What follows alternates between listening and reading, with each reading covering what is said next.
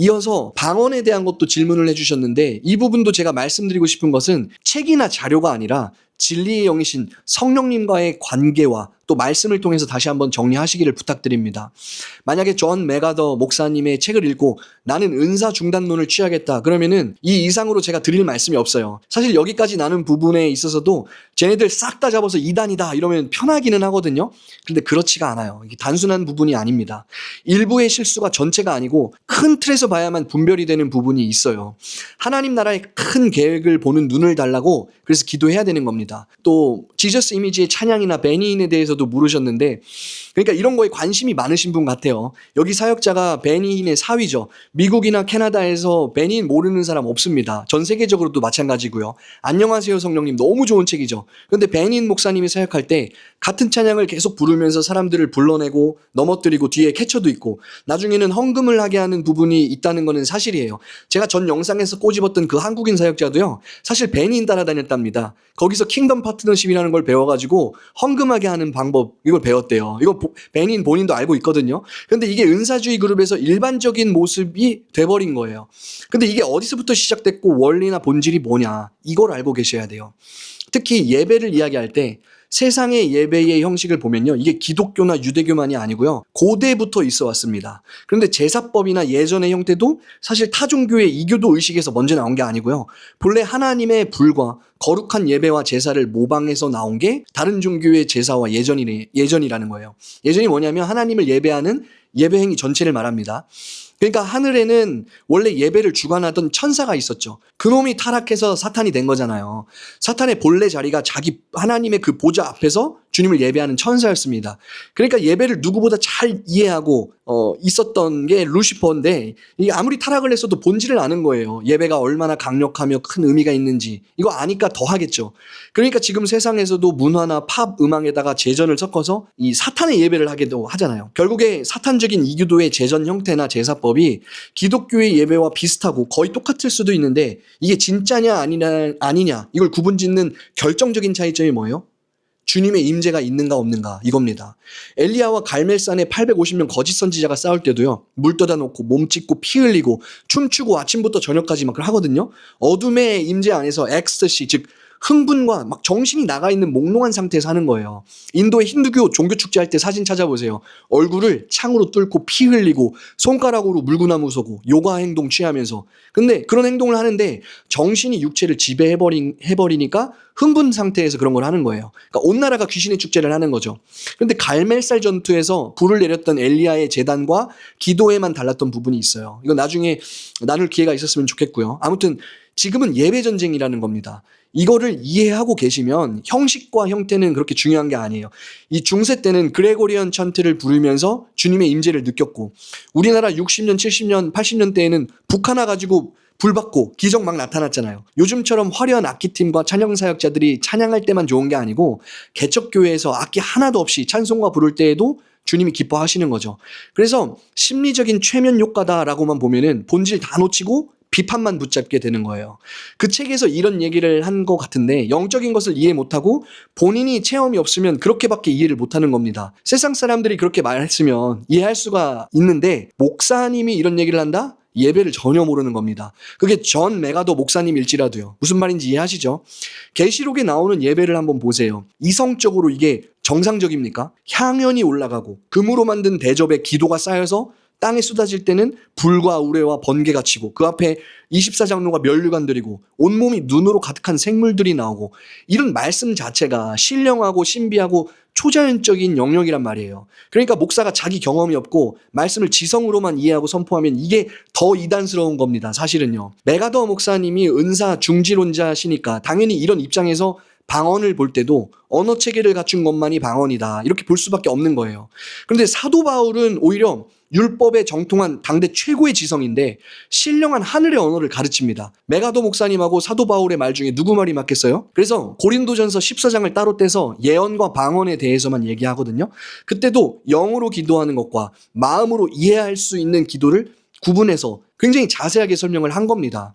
오히려 바울은 나는 방언을 많이 하는 것을 하나님께 감사한다고 했어요. 그러니까 영의 기도는 필수입니다. 저도 어릴 적부터 방언으로 기도하고 있고요. 어떻게 5시간, 6시간을 한국말로 기도를 해요? 못합니다. 5시간이 아니라 50분이라도 이해하는 언어를 한번 해보세요. 매일 365일 10년 동안 그 한국말로만 해보세요. 방언이니까 오래 기도할 수 있는 겁니다. 그렇게 기도할 때 내 육신의 생각과 지성을 뛰어넘어서 영으로 기도하는 그런 기도, 영으로 비밀을 주님께 말씀드리는 기도가 되는 거예요. 그래서 방언을 많이 해야 합니다. 만약에 어떤 사람이 나는 방언으로 기도하지 않는다, 혹은 제가 영상에서 언급한 그 사역자 말처럼 나는 기도를 거의 안 한다, 아무것도 모르는 사람입니다. 이해하는 말로만 기도한다는 것은요, 옹알이 하는 거랑 같은 거예요. 방언으로 기도를 해야 합니다. 하나님께 방언의 은사를 달라고 기도하면요, 주님께서 은사를 주실 겁니다. 또 기도에 대해서 오늘 말씀드리는 것과 같은 맥락에서 첨언을 하자면, 혹시 임재기도, 침묵기도 이거 들어보셨나요? 현대에 이르러서 많은 사람들이 임재기도 혹은 침묵기도 또는 성령님의 능력 아래에서 쓰러져 있는 어떤 현상들이 특별히 은사주의 계통을 통해서 이게 들어왔거든요. 그런데 우리나라의 침묵기도와 임재기도는요, 사실 수도원의 신비주의적 관상기도 그리고 불교의 관상기도가 합해지면서 더 강해진 거예요. 이 뿌리를 이해하셔야 됩니다. 그 결과를 보세요. 속칭 영성운동한다, 성령운동한다 하는 사람들이 기도받고 다 누워서 뭐예요? 졸고 있고 잠들어 있고 그냥 누워 있고. 그렇죠. 그걸 임재라고 부르고 혹은 성령 안에서 쉬는 것이다 그렇게 부르는데, 시간이 지나고 결과가 어떻게 됐어요? 대부분 열매 없는 육체의 일들이 대부분이었죠.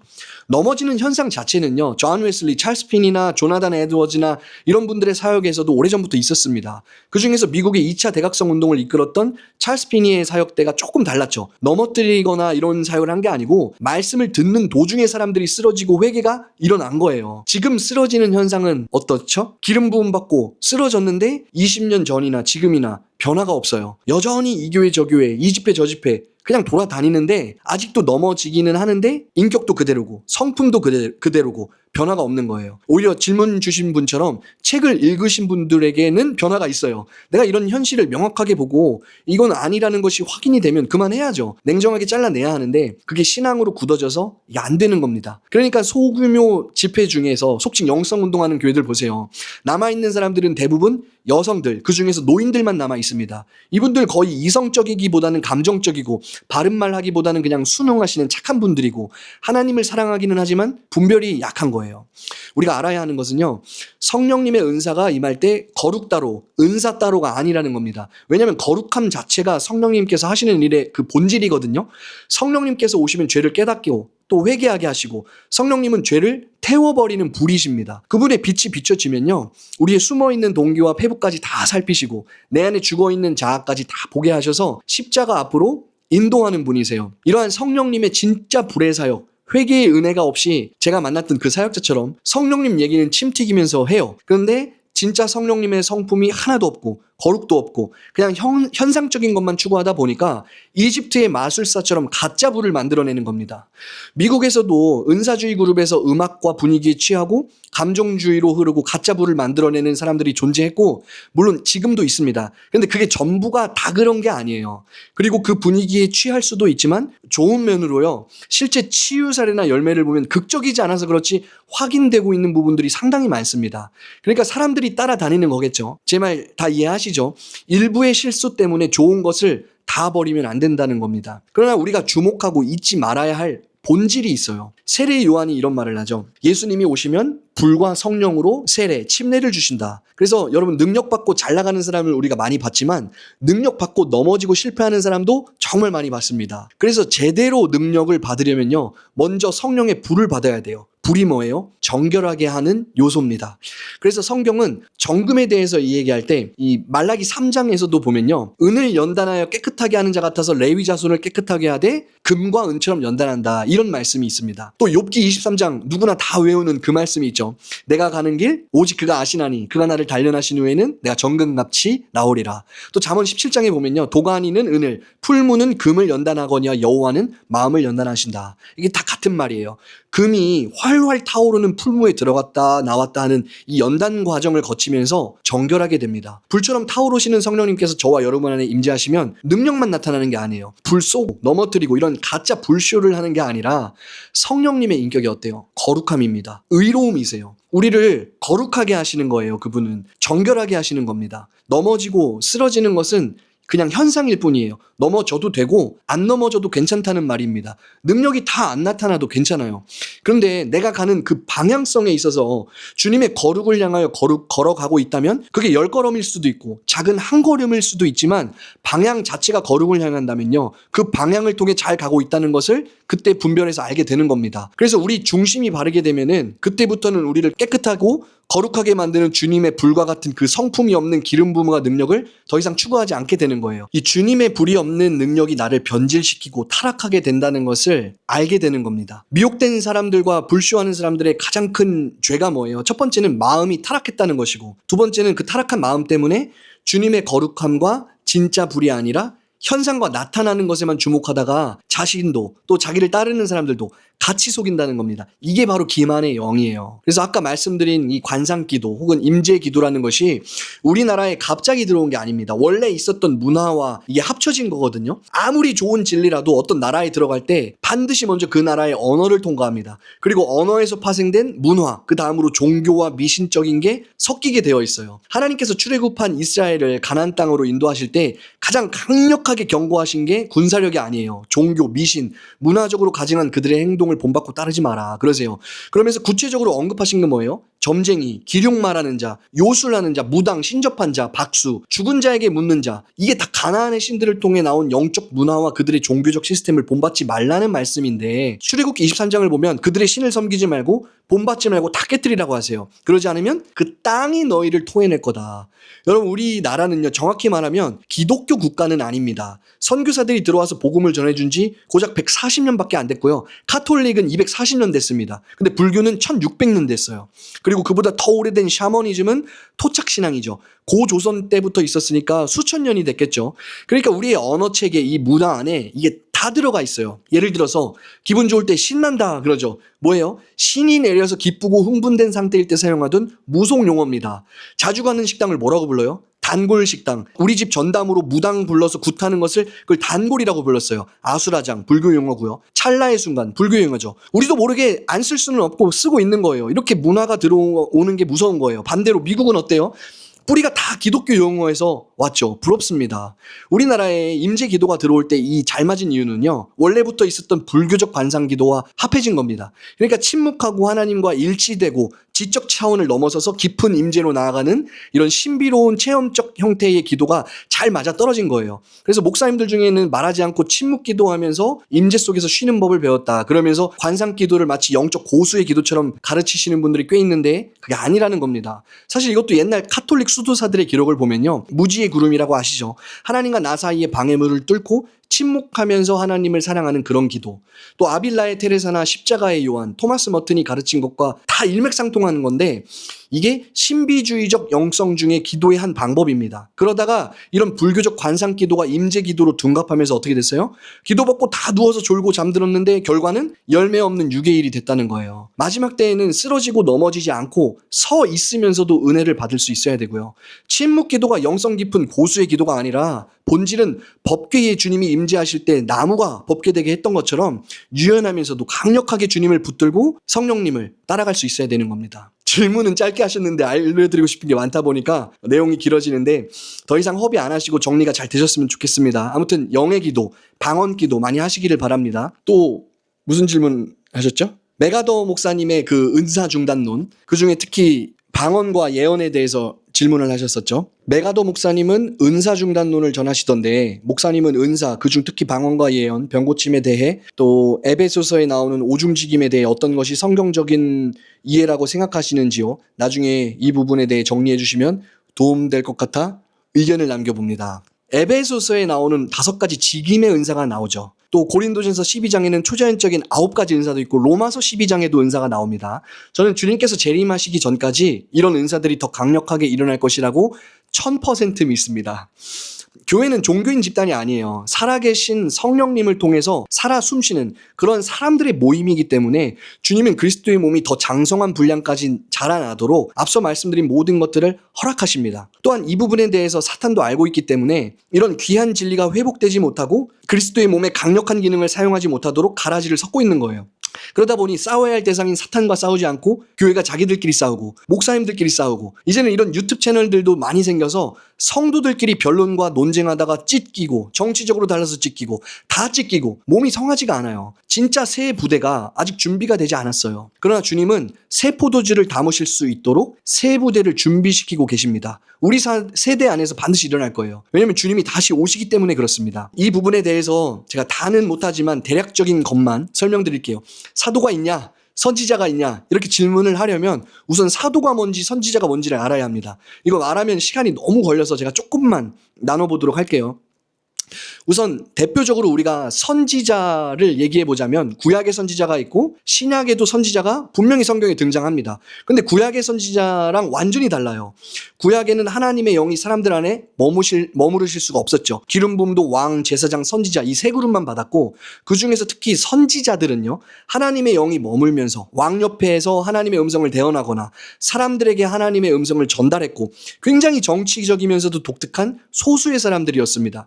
그런데 지금 우리가 사는 이 세상에서는요, 선지자가 기능적으로는 있지만 필수가 아닙니다. 이 말을 잘 들으셔야 돼요. 그 이유가 뭐냐면 거듭난 사람들 안에 성령님께서 살고 계시기 때문에 우리는 각자 성령님의 인도를 받을 수가 있죠.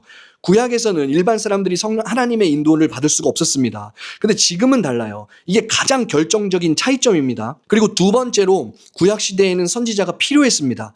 누구나 하나님의 음성을 다 들었던 게 아니에요. 이 구약에 목사가 있었나요? 전도사나 장로나 권사가 있었나요? 없었어요. 이런 직분은 현대 교회가 필요에 따라서 만들어진 직분입니다. 지금 장로가 성경에 나오는 장로가 절대로 아니에요. 완전히 다릅니다. 이런 직책은 사회적, 문화적, 종교적으로 우리가 필요에 의해서 생겨난 직책, 포지션, 타이틀입니다. 지금 교회에는 목사라는 직책이 필요하죠. 교사 필요합니다. 같은 의미로 지금 교회에 선지자가 필요합니까? 아니요. 필수 조건은 아니에요. 저나 여러분이나 다 왕 같은 제사장이고 우리 안에 하나님의 영이 거하시기 때문에 우리가 예언자나 선지자를 통해서만 주의 음성을 듣는 게 아니에요. 그래서 반드시 필요한 것이 아닌 직분입니다. 사도도 마찬가지예요. 그런데 사도나 선지자의 은사와 기능은 필요합니다. 이 사도들을 통해서 나타난 기적과 치유 덕분에 복음이 더 빠르고 더 강하게 전해졌죠. 또 신약 성경을 보면요, 분명히 아가보라는 선지자도 있었고 빌립의 네 명의 딸은 결혼하지 않고 예언했습니다. 그래서 사도행전 13장을 한번 같이 볼까요?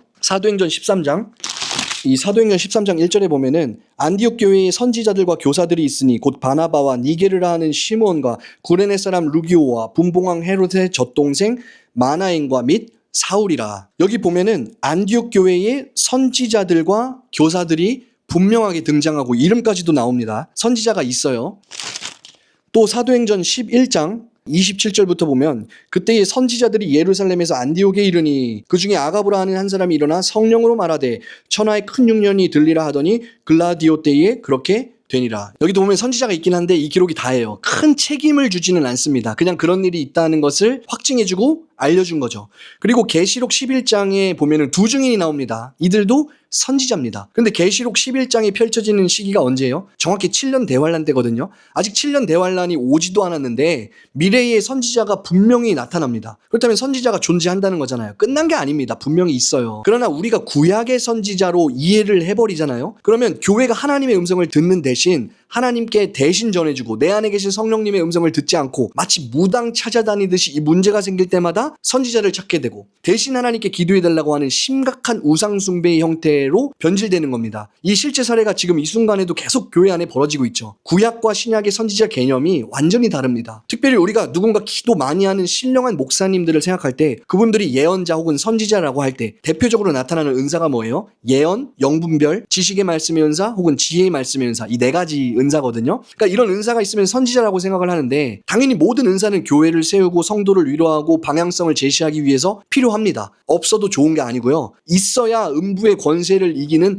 강력한 교회의 무기로 사용되는 거예요. 제일 교만한 사람들이 이런 은사 없어도 된다고 말하는 사람들입니다. 필요해요. 직책이 아닐지라도 그러한 기능이 우리에게 필요하다는 겁니다. 물론 저나 여러분이나 가치에 있어서 똑같이 귀하고 아름다운 분들이시고 다 다 왕같은 제사장이고 거룩한 나라고 그의 소유된 백성입니다. 성령님이 저와 여러분 안에 계셔요.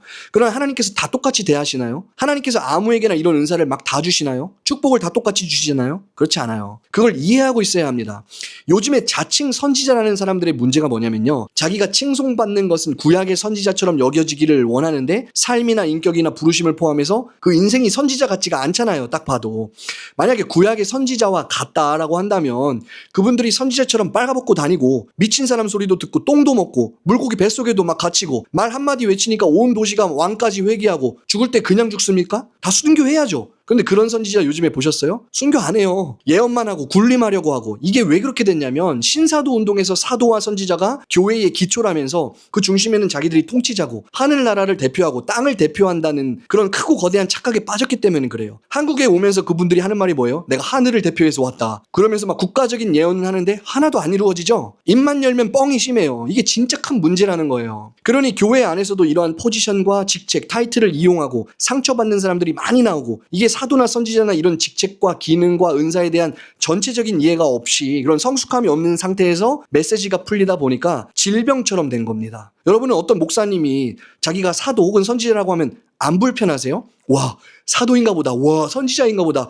와, 대단한 은사 능력을 가졌나 보다. 하나님이 보내셨나 보다. 이게 아니고요. 막 불편해야 정상인 거예요. 왜냐하면 우리나라에서는 이런 직분이 정통 교단이나 혹은 교리를 통해서 아직까지도 체계화된 적이 없습니다. 또 다른 반대편에서는 이런 것 자체를 이해 못하니까 사도가 뭐야? 선지자가 그게 뭐야? 지금도 있어? 이러는 분들이 실제로 계시죠. 이게 결국 뭐냐면 신학적 교리적으로 기독교 안에 혼란만 가지고 왔고 그리스도의 몸이 아직 이해를 못할 정도로 미성숙한 상태에서 엄청 자유로운 은사주의자들을 통해 이게 풀어진 거예요. 게다가 질서나 권위 구조적으로 풀리다 보니까 진짜 이 문제가 심각합니다. 여러분, 성경의 대표적인 사도였던 위대한 사도 바울이 언제 자기가 사도됨을 권위로 주장했습니까? 교회 돌아다니면서 11조 걷게 하고 영적 아버지와 영적 아들 관계에서 효도해야 되니까 그런 행위로 10분의 1 헌금하라고 그런 말 했어요? 안 했어요. 사도, 보내심을 받은 자라는 이 직분과 타이틀을 자랑한 게 아니라 보내심을 받았고 예수 그리스도의 종된 것과 너희들을 섬기는 복음의 일꾼 됐다. 이걸 자랑했잖아요. 현대에서 말하는 사도는 성경에서 말하는 사도가 절대로 아닙니다. 이런 의미에서 사도는 우리에게 더 이상 지금은 필요가 없어요. 그나마 현대에서 미국을 중심으로 이런 사도적 기능과 직책을 회복하기 위해서 사도협의회라는 것을 만들었거든요. 이 그룹이 세상을 향한 예언적인 음성을 내놓는 것은 두 번째 문제고 이것이 마치 종교계의 특권과 권위가 돼버리면서 문제들이 된 거예요. 이런 모임과 사도 자체가 문제가 된 것이 아니라 순수한 의도와 다르게 사도라는 직책, 선지자라는 직책이 아프리카처럼 샤머니즘과 토테미즘으로 가득한 토양을 만나보니까 변질돼요. 언어 자체의 유교와 불교가 있고 반말과 존칭이 있고 윗사람 아랫사람 이런 구조를 좋아하면서 무속적 신앙이 가득한 한국이라는 토양에 들어와 버리니까 변질이 됩니다. 기가 막히게 이걸 의도적으로 사용해서 사람들의 주머니를 채우는 선지자들도 생겨나게 되는 거고요. 이해하시겠어요? 진짜 대놓고 거짓 선지자인 아프리카 사역자들 보면요, 대통령보다 더 대단한 사람들이에요. 미디어에 대놓고 자기를 드러내는 사람들 정말 많습니다. 이 사람들 관심 받고 싶어서 미쳐있거든요. 그러니까 쉽게 찾을 수 있을 겁니다. 아무튼 이런 문제들이 지금의 교회가 몸살이를 심하게 앓고 있게 된 거예요. 진짜 사도가 있냐 없냐 이렇게만 물어보신다면 예, 있기는 있어요. 그런데 문화적, 사회적, 종교적으로 협의된 게 아무것도 없고 있어도 아마 못 알아보실 겁니다. 또한 이런 사역의 직책과 기능이 다 회복되지도 않았고 은사가 다 나타나지도 않았어요. 사실상 우리는 지금 목사라는 직분만으로도 충분하고요. 또 어떤 사람이 자기가 사도다, 선지자다 그렇게 주장하면 사도들에게 나타났고 선지자들을 통해 나타났던 은사가 별로 없다. 그냥 냅두세요. 이게 메타인지가 안 돼가지고 현실 감각이 없는 사람들이 그러는 겁니다. 사도라면 사도처럼 죽은 사람을 살리고 손수건 갖다 얹어도 치유되는 그런 은사가 반드시 따라올 겁니다. 우리는 지금 이런 직분이 필요한 게 아니고요. 먼저 성경의 모든 좋은 것들을 받아들일 수 있을 만큼 몸과 그릇을 준비하고 성숙하는 그 과정이 필요하다. 저는 그렇게 보는 거예요. 사도라는 직책, 선지자의 타이틀보다 더 중요한 거는요. 성경대로 주님이 사도들한테 그렇게 말씀하시죠. 너희 중에 누구든지 크고자 하는 자는 더 많이 섬기는 자가 되라. 하나님 나라에서는 가장 많이 섬기는 자가 가장 큰 사람이다. 주님의 관심과 우리의 관심이 많이 다릅니다. 그러니까 가장 크게 섬기고 더 많이 섬기는 자가 되라는 말씀으로 다시 돌아가면 되는 문제라고 생각합니다. 아무튼 오늘 좀 길었는데 마지막으로 데살로니가전서 5장 19절부터 22절까지 말씀을 가지고 제가 권면드리고 싶습니다. 데살로니가전서 5장 19절부터 22절. 성령을 소멸하지 말고 예언을 멸시하지 말고 범사에 헤아려 좋은 것을 취하고 악은 어떤 모양이라도 버리라. 아멘. 우리는요, 범사에 헤아려서 좋은 것만 취하면 되는 것입니다. 예수님의 이름으로 사랑하고 축복합니다.